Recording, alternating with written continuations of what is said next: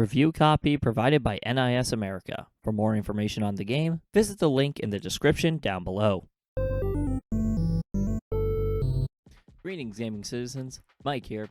GrimGrimoire has quite humble beginnings when it comes to the release of the original game in 2007.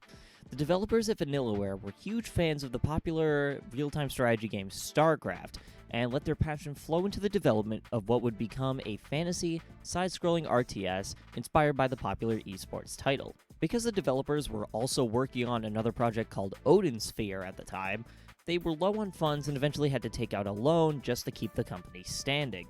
Time restraints also made it so the mechanics couldn't be as in-depth as the developers wanted. Despite the developers' best efforts and generally positive reception, GrimGrimoire didn't sell too well when it first came out. But fast forward to today, and we have the game making a comeback in the form of a remaster.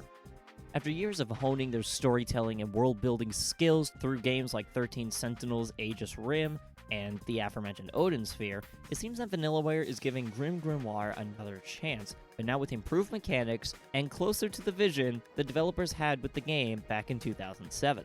I was lucky enough to try this game at PAX East this year. I was excited to give this remaster a try because I otherwise hadn't really heard of this game. Thanks to NIS America, I'm able to present my thoughts with a review copy, so let's take a look at GrimGrimoire once more. Right from the opening cutscene, you're thrown into a beautifully drawn world featuring a unique cast of characters. You play as Lilith Blonde, a student who was invited to a magic academy for talented youths. The academy is led by Sir Gamildor, who once defeated the treacherous Archmage. It also happens that the campus you study at, the Silver Star Tower, was once the Archmage's castle. Fortunately, the Archmage has been sealed away in the tower, so we're able to study in peace with the exception of the ghost of a witch haunting the hallways at night. Usual school things. In the academy, you waste no time on your first day and start opening and studying your grimoire. In this world, grimoires are magical books that you use to cast spells. There are 4 different trees of magic to be studied, with Glamour being the first book that you start with. For the next 5 days, you explore different trees of magic with several professors. You also befriend a few characters along the way, including Margarita Surprise, a student who's been attending the academy for 6 months. Margarita quickly becomes your friend and shows you the ropes around the academy. She's a laid-back type of student, despite coming from a highly conservative village that's known for executing magicians. Another couple of students you meet are Hiram Menth, an honor student, as well as Bartito Ballantyne, an older alchemy student. Hiram is a kind figure that intends to study under Miss Opalneria and is a nice person all around. Bartito is a f***ing asshole. From your first interaction with him, you're belittled as someone who won't succeed in the academy, and he even insults his friend Hiram in the process. Let it be known that there ain't nothing magical about being stuck up. You also briefly meet Amoretta Virgin, a student who's only been attending the academy for 2 months. Somewhat of a timid character, she's also the niece of one of the professors you learn magic from. Unfortunately for her, her uncle is kinda discomforting, to put it nicely. Her uncle is Advocat, both a professor of sorcery and a devil under contract by Gamel. His main character trait is that he's a gentleman, but he tends to show his true colors from time to time. The conflict doesn't stop there, as he isn't necessarily in good graces with Opalneria, the necromancy professor. She isn't the biggest fan of Advocat's gentlemanly demeanor, and she makes that very well known. That said, she does have an interest in Chartreuse, the professor of alchemy. Chartreuse was cursed to be turned into a lion, a la Beauty and the Beast. Just like the story goes, true love would turn him back to his original self. Unlike the fairy tale, though, Chartreuse instead wishes to dedicate his time to his research rather than cure himself. Much to the dismay of Opalneria, this is a pretty humorous dynamic that I enjoy. If you happen to not be a fan of Opalneria within the first hour, though, I've got good news for you. She f***ing dies. Apparently, on day 5, the seal that kept the Archmage from causing any harm was broken, and Opalneria was killed in trying to stop them. After enduring the Archmage's forces for 20 in-game minutes, you discover that his ghost has taken the lives of everyone in the tower and has reclaimed the highly coveted Philosopher's Stone, making him all-powerful. So, game over, right? Well, it just so happens that those events were all a dream, and the past 5 days never happened. Yeah, I was a little confused at first, but it turns out that the main story conflict is becoming as powerful as possible and solving the mystery of what's happening at the Academy within 5 days, all while going through a Groundhog Day time loop. GrimGrimoire OnceMore's gameplay is structured around real-time strategy, with the focus being the collection and utilization of resources, as well as delegating tasks to different kinds of units to complete your objective. To start with the basics, you use mana for everything. Whenever you need to summon a unit or level up your summoning rings, you use mana. How do you get mana? On the map, you'll see crystals, and you have to have a unit approach them and build a sanctuary. After building the sanctuary, your unit will start automatically collecting mana from the sanctuary and delivering it to their summoning circle. In the game, you have 4 different branches of magic, those being Glamour, Necromancy, Alchemy, and Sorcery. Each branch has its own collection of units called Familiars that specialize in different aspects of gameplay. You have units that collect mana from sanctuaries, attacking units that can take down enemies, and structures that defend your base and resources. While it's cool to have a variety of units to play around with, keep in mind that Familiars from one branch of magic can't use summoning circles from other ones. If you want to collect mana with your Necromancy units, you have to summon ghosts from the Hades Gate to do so.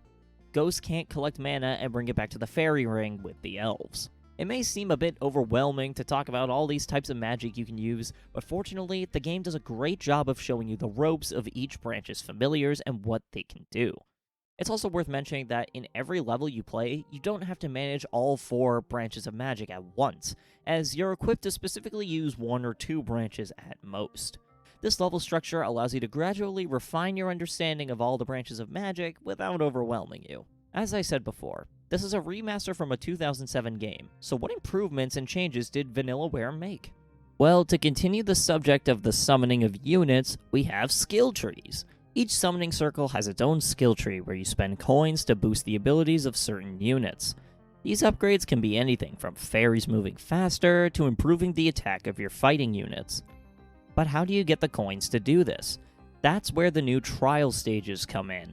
In addition to the story content, you have trial challenges that, once completed, reward you with coins to spend on upgrades.